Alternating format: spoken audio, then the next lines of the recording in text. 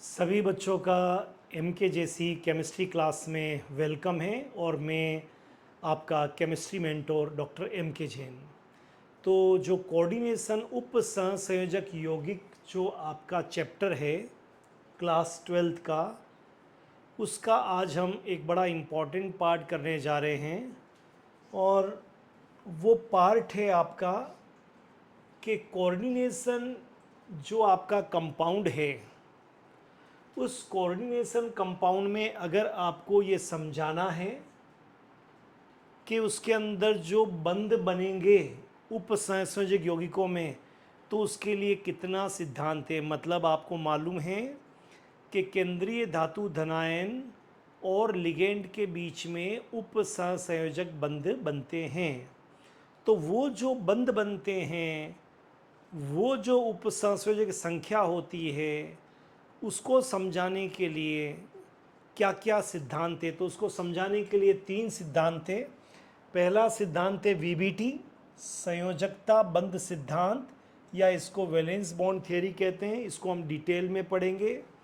दूसरा सिद्धांत है सीएफटी, शॉर्ट में सीएफटी बोलते हैं, क्रिस्टल फील्ड थ्योरी, लेकिन इसको हम क्रिस्टल क्षेत्र सिद्धांत भी कहते हैं। और तीसरा है एमओटी या एलएफटी, लिगेंड फील्ड थियरी या मॉलिक्यूलर ऑर्बिटल थियरी। इसको हम यहाँ पर थोड़ा पेनिट्रेट, इसको ज़्यादा डिटेल में हम नहीं पढ़ेंगे। हम अभी फोकस करेंगे पहले वीबीटी के ऊपर और बाद में सीएफटी के ऊपर। तो ये हमको अभी करना है। तो पहले हम शुरू करते हैं वीबीटी से, ठीक है।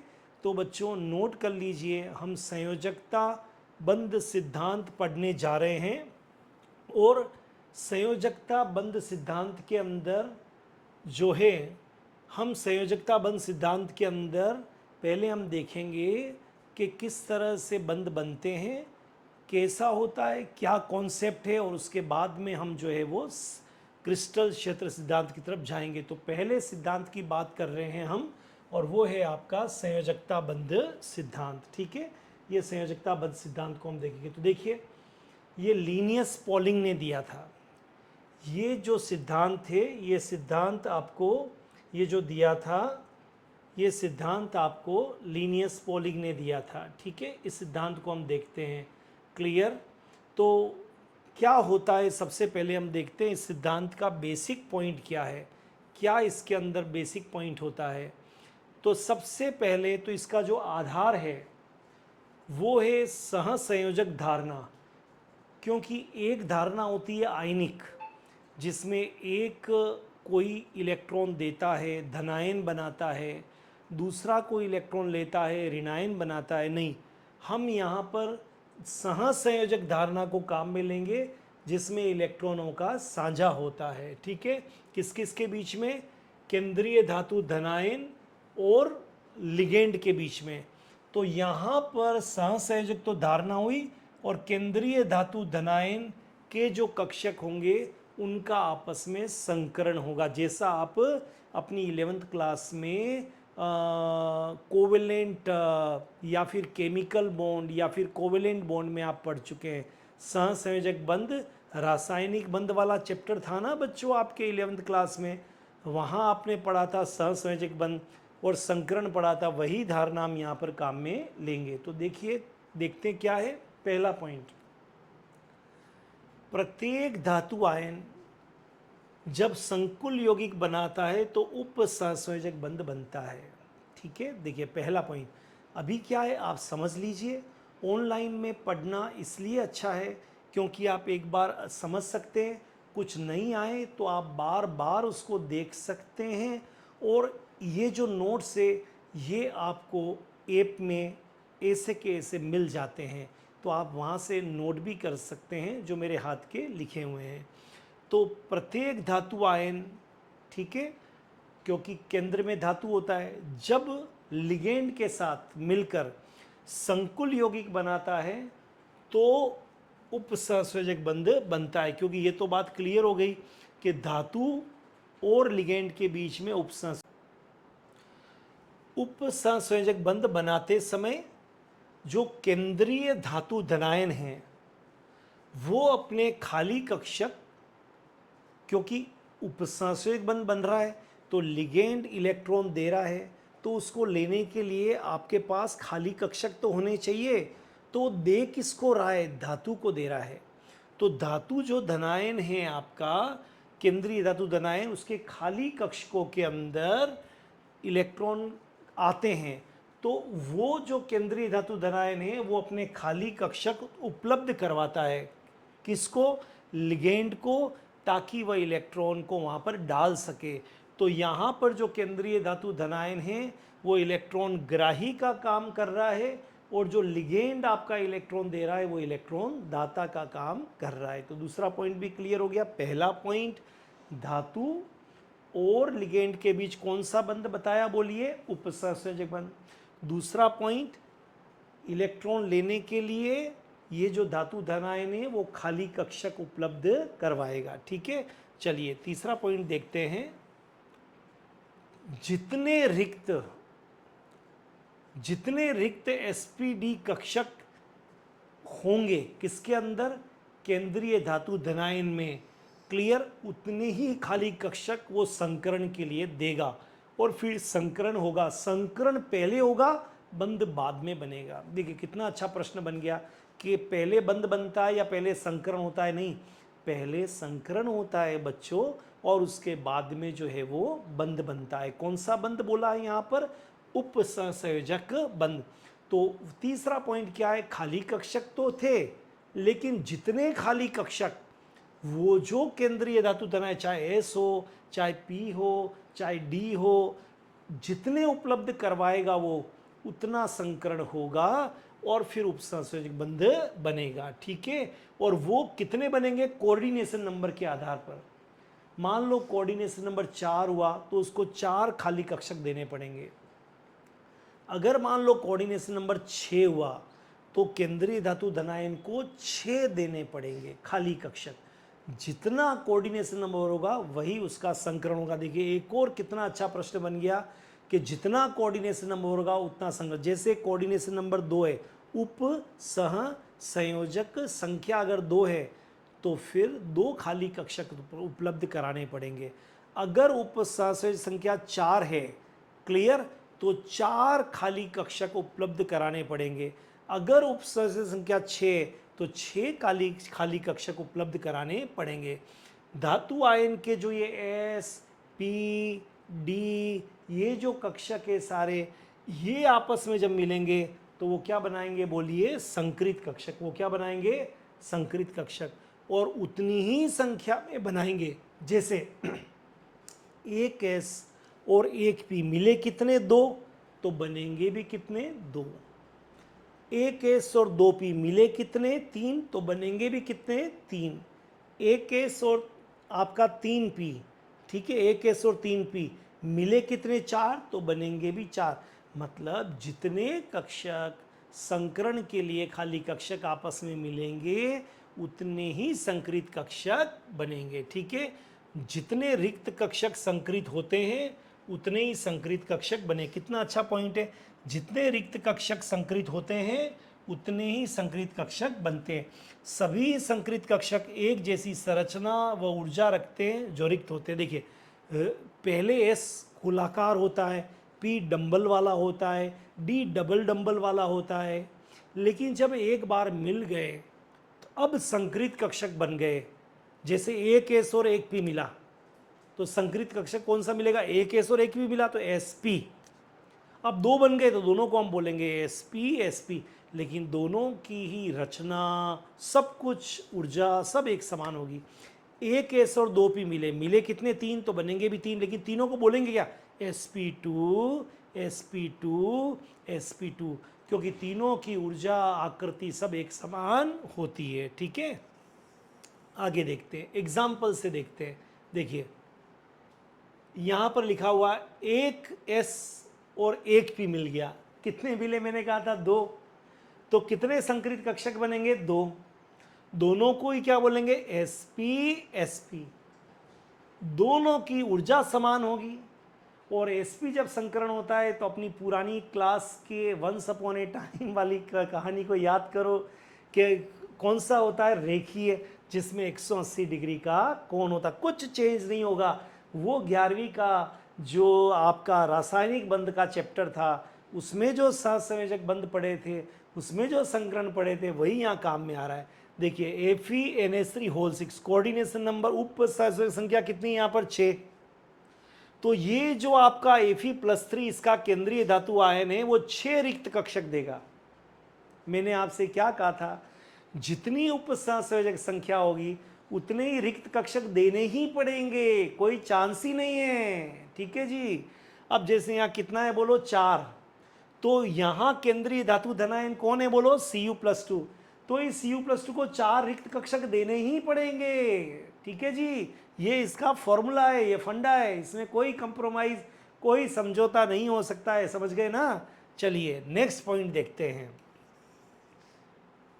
धातु आयन रिक्त कक्षक संकरण हेतु पहले उपलब्ध करवाता है। हमने आपसे क्या कहा था, पहले संकरण उसके बाद में बंधन। ठीक है, पहले संकरण उसके बाद में बंधन। ठीक है जी। तो हम ये कह रहे हैं आपसे कि धातु आयन रिक्त कक्षक तो देगा, लेकिन पहले किसके लिए देगा, संकरण के लिए। उसके बाद ये जो संकृत कक्षक है ये लिगेंड से क्या करेंगे, अतिव्यापन, मिलना। अतिव्यापन का मतलब है मिलना। तो पहले रिक्त कक्षक जितना उपसर्जक संख्या था उतना रिक्त कक्षक बनाया, फिर ये रिक्त कक्षक मिल बुला के संकृत हो गए, फिर संकृत होने के बाद में फिर लिगेंड के साथ में लिगेंड से इलेक्ट्रॉन लेंगे, उपसंयोजक बंध बनाएंगे। तो कितने स्टेप हो गए आसान से। ठीक है, अब केवल रिक्त डी कक्षक केंद्रीय धातु धनायन के संकरण में भाग लेते हैं। तो हम बार बार बोल रहे हैं कि संकरण में अगर भाग लेना है तो कक्षकों को रिक्त होना पड़ेगा। ठीक है, बराबर। अगर वो खाली नहीं है तो संकरण में भाग नहीं लेंगे। ठीक है जी। और आप लोग भी सुन लो, आप लोगों को भी ये ध्यान रखना है जी कि संकरण में रिक्त होना चाहिए, भरा हुआ नहीं होना चाहिए। तो मैं कई बार मजाक में कहता हूँ कि काश खुदा ऐसा कानून बना दे जो भरे हुए कक्षकों से संकरण कराए, उसको फिर भरी जवानी में गंजा बना दे। ऐसा अपने को नहीं होना है। ठीक है बच्चों, अपने को पकड़ लेनी है बात कि रिक्त कक्षक होने चाहिए। और बाकी इलेक्ट्रॉन तो हुंड के नियमानुसार भरेंगे। एक चैप्टर एक आपने पढ़ा था ना 11वीं कक्षा में, परमाणु संरचना। उस परमाणु संरचना में बच्चों आपने पढ़ा था हुंड का नियम, पहले एक एक करके जाते हैं, फिर क्या होते हैं, युग्मित होते हैं। क्लियर, पहले एक एक करके जाते हैं, बाद में क्या होते हैं, युग्मित। और अगर कभी खाली करना होता है, मान लो आपको तो एक डी कक्षक खाली चाहिए संकरण के लिए, अब यहाँ तो खाली नहीं है, तो ये जो भरा हुआ है वो इसके साथ युग्मित हो जाएगा। बहुत बड़ी बात है, पकड़ लीजिए। ठीक है, एक बार देखो, 1000 बार देखो, ये देखने की चीज़ है दोस्तों, बार बार देखो। तो मेरे दोस्तों मैं आपसे कह रहा हूं कि अगर यहाँ 5, अब मुझे एक डी कक्षक खाली चाहिए, किसके लिए, संकरण के लिए, डिमांड है, उसकी आवश्यकता है, तो खाली कैसे करूं, क्योंकि शर्त बना दी है कि संकरण में वही भाग लेगा जो खाली है। तो एक इलेक्ट्रॉन आगे से उठेगा और यहाँ युग्मित हो जाएगा। देखो, अगर 2 खाली चाहिए होते तो एक और आ जाएगा, 3 चाहिए, अब नहीं हो सकते क्योंकि खाली यहाँ पर भरेगा कैसे, क्योंकि एक में कितने भरते हैं, 2 ही भर सकते हैं, एक घड़ी की दिशा में और घड़ी की। तो इसलिए यहाँ पर बोला है मैंने हुंड का नियम। क्लियर, यहाँ तक आ गया। अब संकरण में भाग लेने वाले डी कक्षक 2 तरह के हो सकते हैं। आपको मालूम होगा जब आप इलेक्ट्रॉनिक विन्यास लिखते हैं, 1s 2s 2p 3s 3p 4s 3d 4p 5s 4d 5p, हमें तो याद है जी।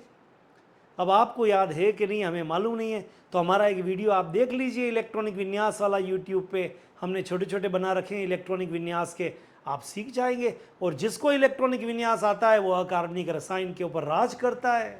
आपको राजा बनना है अगर इस चैप्टर का, तो इलेक्ट्रॉनिक विन्यास आना पड़ेगा जी। इलेक्ट्रॉनिक विन्यास नहीं आए तो आप राजा नहीं बन जाएंगे। ठीक है, नहीं बनेंगे ही नहीं कभी आप राजा, और राजा नहीं बनेंगे तो फिर आप इसके ऊपर राज नहीं करेंगे, और राज नहीं करेंगे तो नंबर नहीं आएंगे। ठीक है जी। तो देखो यहाँ देखते हैं अपने कि संकरण में भाग लेने वाले कक्षक डी कक्षक या तो आंतरिक होंगे या बाहरी। 1s 2s 2p 3s 3p 4s 3d, 4 के बाद 3 आया है, मतलब ये आंतरिक हो गया, 4p 5s 4d ये बाहरी हो गया। तो दो तरह के डी होंगे, जहां n-1 होगा, कैसे 4 के बाद 3, एक कम हुआ ना n-, उसको तो आंतरिक, और जो बाहर वाला है n है वो क्या हो गया, बाहरी। तो पहले तो आपको ये समझ में आया कि नहीं आया, आंतरिक डी कक्षक और बाहरी डी कक्षक का। जो अंदर की तरफ आ रहा है 4s 3d, एक कम 4 के s के बाद कम आ रहा है तो आंतरिक हो गया, लेकिन 5s 4d, ये 3d और ये 4d, तो 3d के सामने क्या हो गया ये बोलो, क्योंकि यहाँ हमारा 4n है, तो ये भी तो 4 है, तो ये भी क्या हुआ n। क्लियर। तो आंतरिक और बाहरी, यहीं से एक नई कहानी चालू हो। तो बच्चों जब प्रबल लिगेंड होता है तो वो आंतरिक डी कक्षक को काम में लेता है, ठीक है, क्योंकि लिगेंड क्या है, प्रबल है। तो प्रबल का मतलब ये होता है कि उसका भेदन क्षमता, अंदर तक जाने की क्षमता ज़्यादा होती है, तो आंतरिक डी कक्षक को काम में लेता है। और जब वो आंतरिक डी कक्षक को काम में लेता है तो जो संकुल बनेगा, क्योंकि अंदर वाला डी काम में आ रहा है इसलिए उसको बोलेंगे हम आंतरिक संकुल।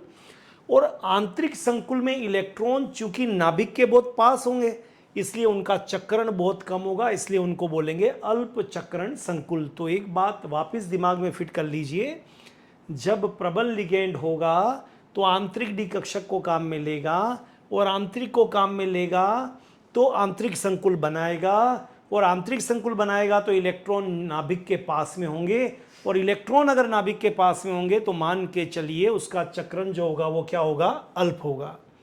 अब हम लेते हैं बाहरी। अगर लिगेंड दुर्बल होगा तो वो बाहरी डी कक्षक को काम में लेगा, बाहरी डी कक्षक को काम में लेगा, और अगर वो बाहरी डी कक्षक को काम में लेगा तो बाहरी संकुल बनाएगा, आउटर कॉम्प्लेक्स।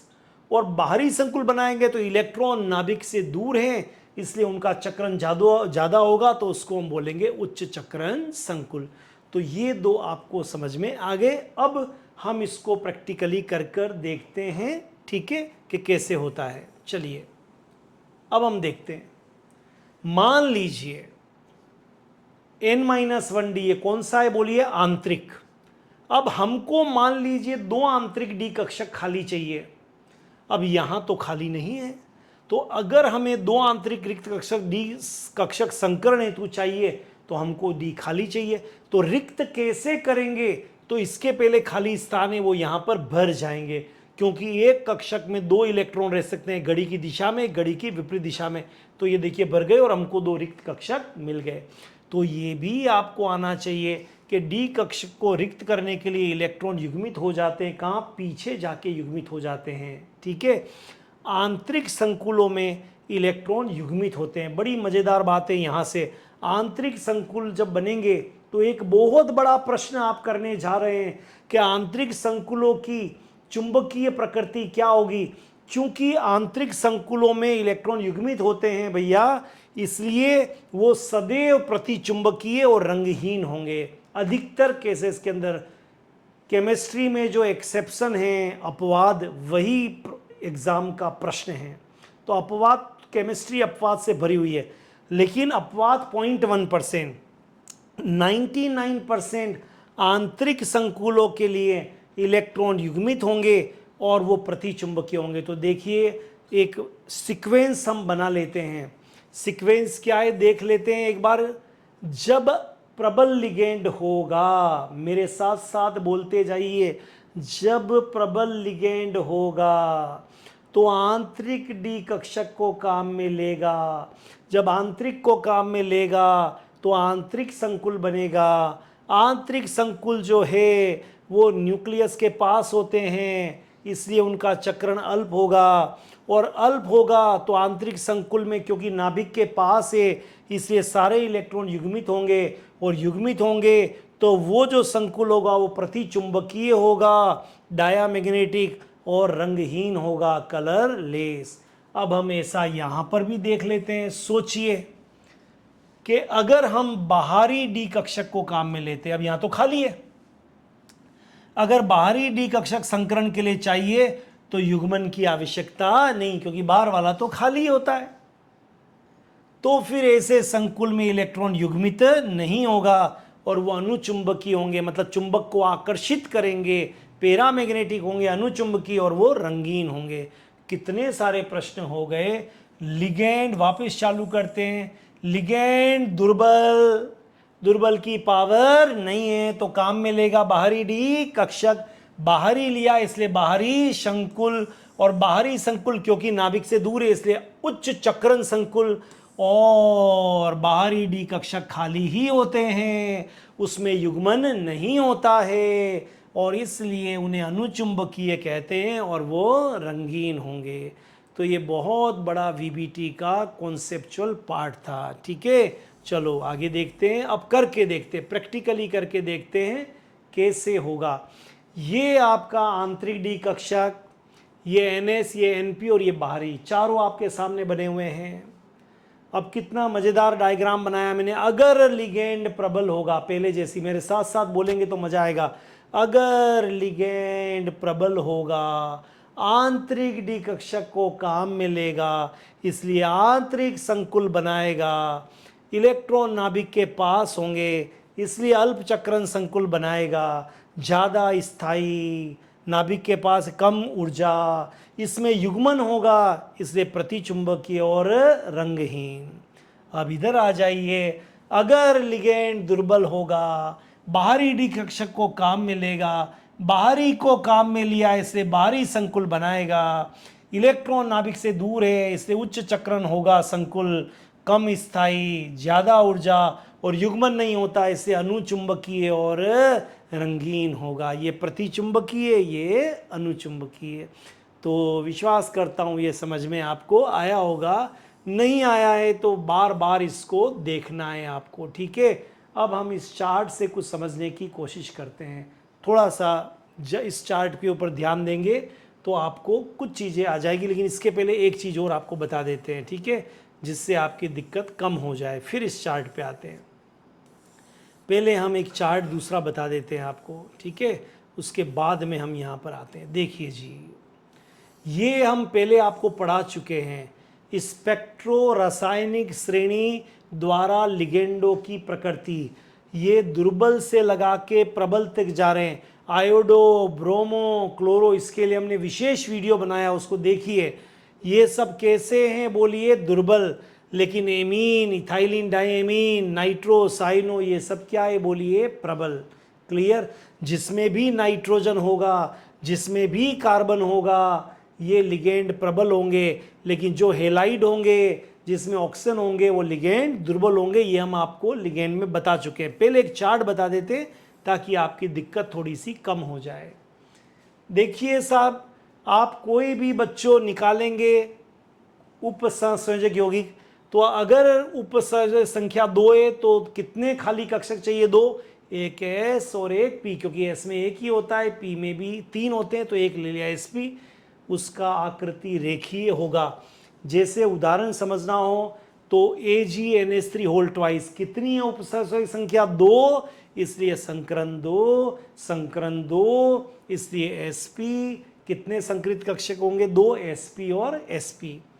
अगर मान लीजिए उपसंयोजक संख्या 3 है, वैसे मैं आपको बता दूं 2, 4, 6 वाली आपके लिए बहुत बहुत महत्वपूर्ण है।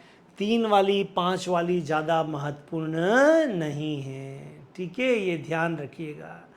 ज़्यादातर यही मिलेगी परीक्षा में। ठीक है, 3 वाली, 5 वाली जो ये विषम संख्या है, ये जब आपका उपसर्ग संख्या है तो ये ज़्यादा काम की नहीं है।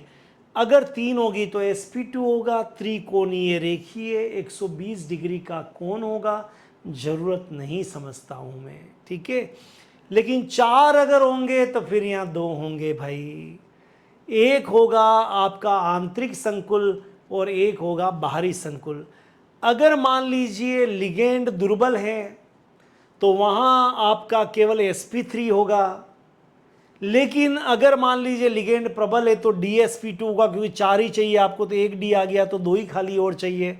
यहाँ आकृति चतुष्फल की होगी और यहाँ आकृति वर्गाकार समतलीय होगी। ठीक है, मैंने कहा था ना अपवाद तो होते, तो ये आप देखिए लिगेंड दुर्बल है तो यहाँ पर बाहरी संकुल बना sp3। हालांकि कार्बोनाइल जो होता है वो प्रबल होता है, फिर भी मैंने आपसे कहा था केमिस्ट्री अपवादों से भरी हुई है, तो ऐसे एग्जाम्पल को हम बार में देखेंगे, लेकिन फिर भी बाद में देखेंगे, परंतु फिर भी ये जो है वो आपका जो है वो टेट्राहाइड्रल चतुष्फलकीय है और sp3 संकरण है। लेकिन अगर मान लीजिए प्रबल लिगेंड है CN NH3 जैसे, तो फिर यहाँ पर जो होगा वो DsP2 संकरण होगा, आंतरिक डी कक्षक आएगा और ज्यामिति होगी वर्गाकार सम। तो हम लोग कोऑर्डिनेशन नंबर 5 को देखें। मैंने कहा ज़्यादा इम्पोर्टेंट नहीं है, तो उप संयोजक संख्या यदि 5 होती है तो आपको 5 रिक्त कक्षक चाहिए। DsP3, एक D का आंतरिक वाला, एक S का और 3 P का। लेकिन ज्यामितीय यहाँ पर होगी ज्यामिति त्रिकोणीय द्विपिरामिडीय, जैसे ये पेंटा कार्बोनिल आयरन है, पेंटा क्लोरो आपका जो है वो क्यूप्रेट है।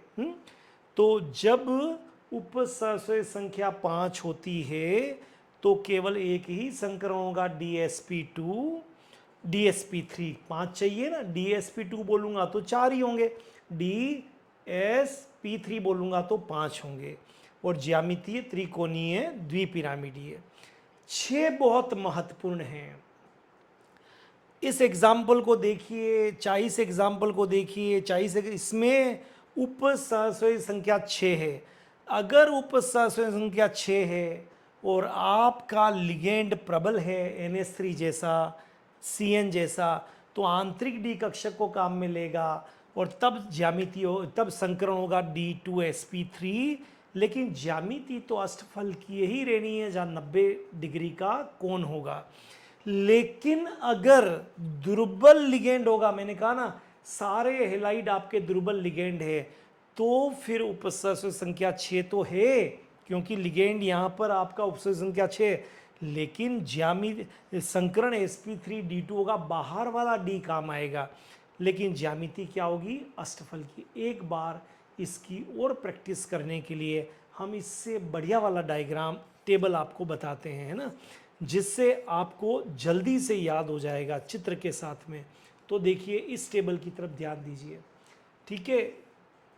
अगर उपसर्जक संख्या 2 है, जैसे यहाँ लिखा हुआ NH3 होल ट्वाइस, अगर उपसर्जक संख्या 2 है, चाहे वो लिगेंड प्रबल हो चाहे वो लिगेंड दुर्बल हो, क्योंकि अमोनिया एमीन आपके प्रबल लिगेंड है और H2O दुर्बल, दोनों में ही उपसर्जक संख्या 2 है। ये आंतरिक संकुल है क्योंकि प्रबल लिगेंड है, ये बाहरी संकुल है OC क्योंकि दुर्बल लिगेंड है, लेकिन इनकी ज्यामिति संकरण एक ही होगा SP, चाहे वो आंतरिक संकुल हो IC और बाहरी संकुल हो OC। रेखीय 180 डिग्री का कोण और 2 संकरित ऑर्बिटल बनेंगे sp। तो देखिए इससे आपको थोड़ा और डिटेल में आपको अच्छा याद हो गया। अब हम आ जाते हैं यहाँ पर आपके लिए कि अगर मान लीजिए उपसर्जक संख्या 3 है, जैसे यहाँ पर 3 है लेकिन ये प्रबल लिगेंड है, और यहाँ पर भी 3 है लेकिन ये दुर्बल लिगेंड है, तो दोनों ही केसेस के अंदर आपका संकरण sp2 होगा। 3 संकरित कक्षक बनेंगे, जितने मिलेंगे उतने बनेंगे sp2 sp2 sp2। आकृति, रंग, रूप, ऊर्जा सब इनका समान होगा और ज्यामिति भी एक ही होगी, त्रिकोणीय रेखीय। ठीक है, चलिए आगे आ जाइए। अगर आपके उपसर्जक संख्या 4 है, अगर उपसर्जक संख्या 4 है तो ये बड़ा महत्वपूर्ण है, महत्वपूर्ण हो गया आपके लिए। ठीक है, महत्वपूर्ण क्यों हो गया? क्योंकि 4 में 2 चीज हो सकती है, एक sp3 और एक DsP2। तो देखिए जरा ध्यान से, अगर यहाँ पर आपके CuCl4 है, देख रहे हैं आप, ये दुर्बल लिगेंड है, ये भी दुर्बल लिगेंड है, ये भी दुर्बल लिगेंड है, तो तीनों ही आपके क्या बने, बाहरी संकुल। लेकिन अगर दुर्बल लिगेंड है तो संकरण sp3 होगा। यहाँ पर आप क्या देख रहे हैं, यहाँ पर जो संकरण होगा वो कौन सा होगा, यहाँ पर आपका sp3 होगा। क्लियर? और ज्यामितीय चतुष्फलकीय होगी और 4 संकरित कक्षक बनेंगे sp3 sp3 sp3 sp3 और बंद कोण होगा 190 डिग्री और 28 मिनट। लेकिन इससे आगे बढ़ते हैं हम। लेकिन अगर आपके यहाँ प्रबल लिगेंड है, देखिए CN NH3 और उपसर्ग संख्या 4 है तो आंतरिक संकुल बनेगा, DsP2 संकरण होगा। लेकिन अब ज्यामिति भी चेंज होगी, एंगल भी चेंज, वर्गाकार समतलीय DsP2 DsP2 DsP2 DsP2। 5 वाला मैंने कहा था इतना जरूरी नहीं है, लेकिन करके तो देखना ही पड़ेगा। देखिए 5 के अंदर FeCO5 और CuCl5 ये दुर्बल लिगेंड है। मैंने कहा ना अपवाद होते हैं, अपवाद स्वरूप ये आंतरिक संकुल बनाएगा, ये आंतरिक संकुल बनेगा क्योंकि यहाँ पर ये प्रबल लिगेंड है। क्लियर। लेकिन आप थोड़ा सा यहाँ पर आप देखेंगे तो आपका जो संकरण होगा वो इसके अंदर sp3d होगा, अगर वो बाहरी संकुल है तो, और आंतरिक है तो dsp3 रहेगा। ठीक है, बराबर। और दोनों ही केस में ज्यामिति होगी त्रिकोणीय द्विपिरामिडीय। तो एक बात समझिए, जब आंतरिक संकुल होता है तो d पहले आता है, जब बाहरी संकुल होता है तो d बाहर आता है। दोनों ही चीज़ें ध्यान रखनी, इसमें कोई दिक्कत नहीं है। और त्रिकोणीय द्विपिरामिडीय, हाँ एग्जाम्पल अपवाद स्वरूप अलग अलग हो सकते हैं, तो ये अपवाद अलग से पढ़ेंगे ना। अब आप 6 पे आ जाइए। हमने यहाँ से कहा था 6 तो बड़ा इम्पोर्टेंट है, बहुत इम्पोर्टेंट है। और 6 में अगर आपके प्रबल लिगेंड है NH3, यहाँ देख रहे हैं आप ये IC है, और H2O हो तो कौन सा होगा बोलिए, दुर्बल लिगेंड। तो इसमें sp3d2 बाहरी संकुल, और अगर प्रबल लिगेंड है तो d2sp3, लेकिन दोनों में ही आकृति क्या होगी, अष्टफलकीय। क्लियर। और बंद कोण 90 डिग्री का। मैं सोचता हूँ अब आपको दोनों टेबल को देखने पर, दोनों सारणी को देखने पर जल्दी से समझ में आ गया होगा। ठीक है, कुछ एग्जाम्पल और करके देखते, अच्छा समझने के लिए, है ना। अच्छे की कोई सीमा नहीं है, जितना समझना चाहो उतना समझो। तो कुछ एग्जाम्पल और लेके देखते हैं जिससे आपके चीज़ें और क्लियर हो जाए। ठीक है, देखते हैं। देखिए एक और अब पर्टिकुलर कुछ एग्जाम्पल लेते हैं। ठीक है, पहले तो इस टेबल वाला, पहले आपने टेबल से चालू किया था इसलिए हम टेबल से ही चालू करते हैं। ठीक है, देखिए अब आपको क्या लग रहा है, CrNH3(6). क्लियर। क्रोमियम पे प्राथमिक संयोजकता +3 है, इसका ऑक्सीकरण अंक। द्वितीयक संयोजकता मतलब उपसर्ग संख्या 6 है, यहाँ पर देखिए उपसर्ग संख्या यहाँ पर 6 है। ये प्रबल है इसलिए आंतरिक संकुल हुआ, संकरण आंतरिक है इसलिए D2sp3 हुआ। बाकी चीज़ों को निकालने के लिए थोड़ा आगे जाना पड़ेगा, अभी संकरण तक देखते हैं। ये आपका दुर्बल लिगेंड है H2O, लेकिन उपसर्ग संख्या 6 है, तो ये आपका आंतरिक संकुल की जगह क्या बना, इस बार बाहरी संकुल बनाइए, और ज्यामिति होगी संकरण होगा sp3d2। दोनों ही 6 है इसलिए ज्यामिति अब आप बिना देखे बोल सकते हो अष्टफलकीय। अगर 3 है, अमोनिया है एमीन, प्रबल लिगेंड हो गया, तो क्या बना, आंतरिक संकुल पर 4 है इसलिए DsP2। लेकिन अगर ये Cl4 है तो दुर्बल लिगेंड है, तो अपने आप बोलिए बाहरी संकुल, तो sp3 या बाहरी संकुल अपने आप बोलेंगे आप। ठीक है, पैलेडियम Cl4, तो यहाँ पर आपको बोलना पड़ेगा बाहरी है तो आप क्या बोलेंगे यहाँ पर sp3। ठीक है, और कुछ कुछ केसेस के अंदर अपवाद होंगे, उनको हम आगे देखेंगे, तो इसलिए संकरण में कभी फर्क आ सकता है। ठीक है, और आगे आप देखिए ये NiCO4 है तो 4 है, तो यहाँ पर 4 है, लेकिन ये CO प्रबल लिगेंड होता है, फिर भी आप देखिए यहाँ संकरण कौन सा है, sp3। मैंने कहा ना कुछ कुछ अपवाद आपको देखने पड़ेंगे, यहाँ अपवाद नहीं है।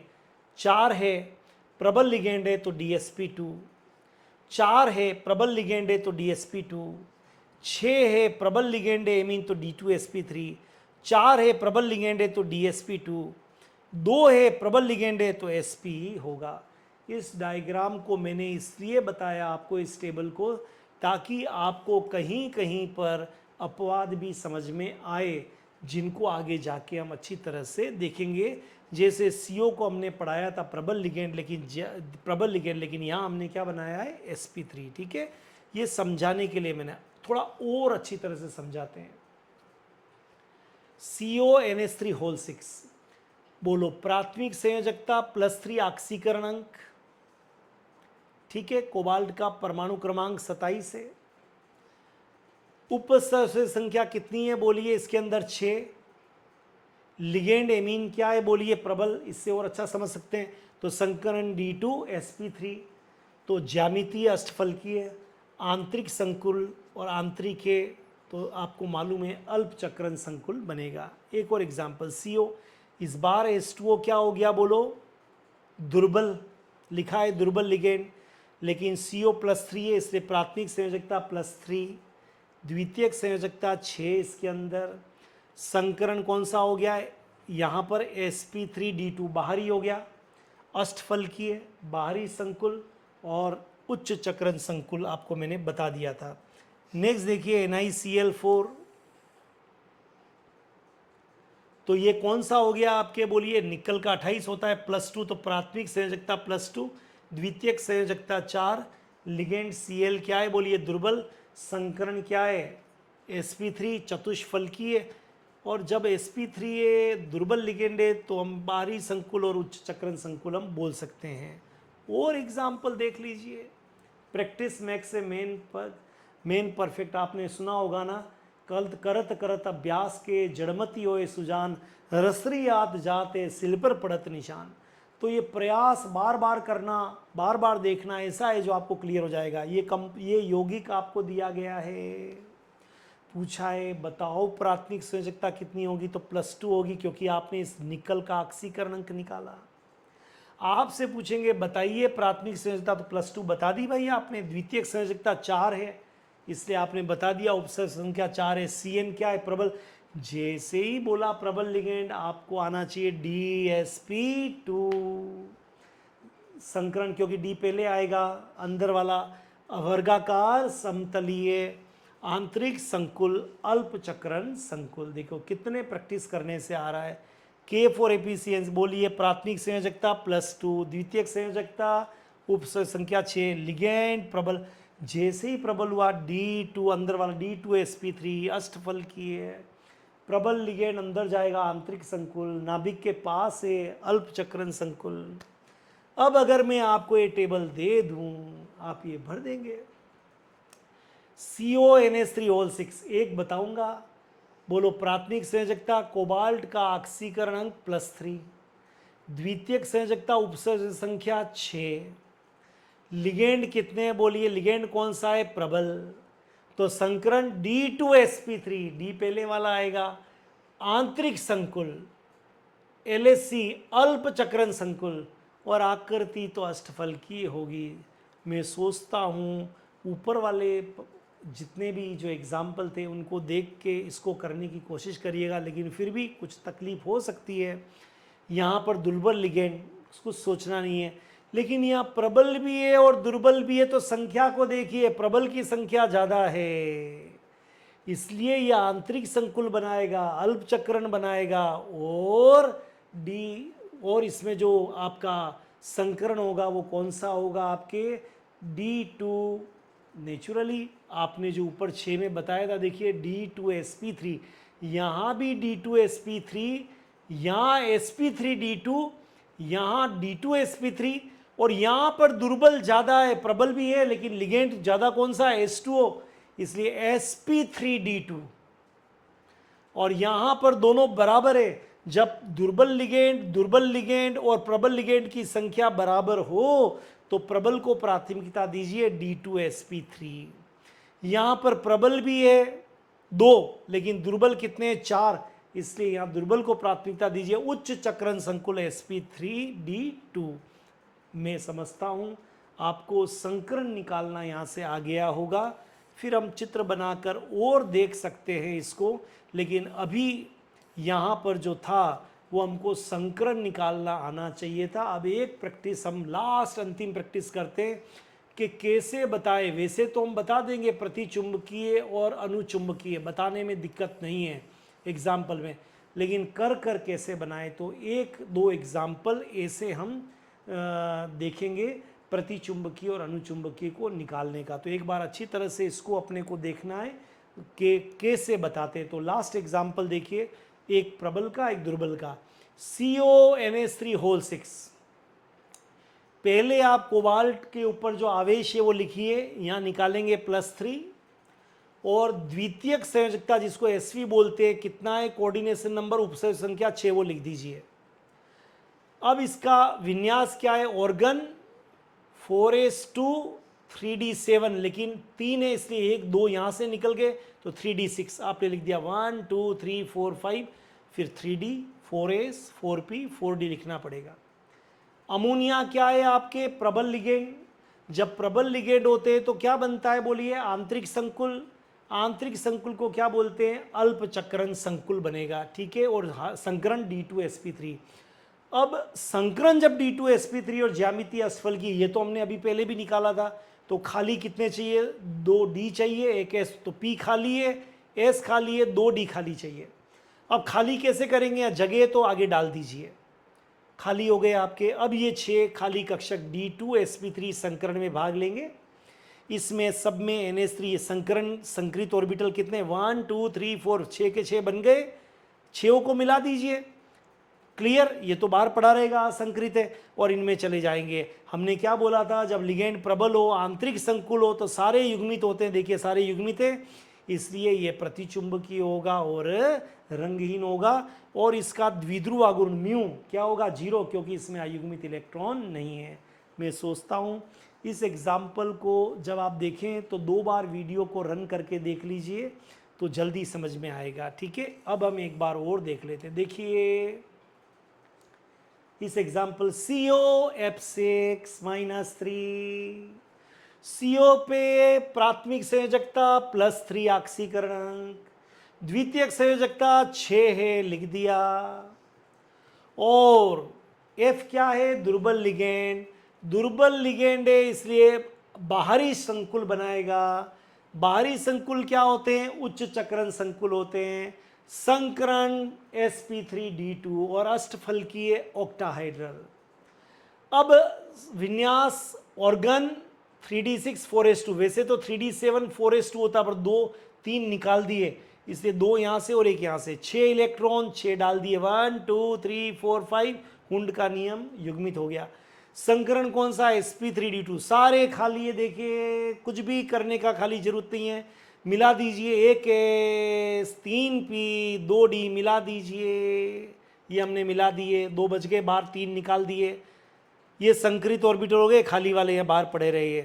सब में F ने क्या किया, इलेक्ट्रॉन को डाल दिया। एक लिगेंड उपसंयोजक बनाने के लिए 2 इलेक्ट्रॉन देगा, sp3d2 sp3d2 6 बार लिख दिए।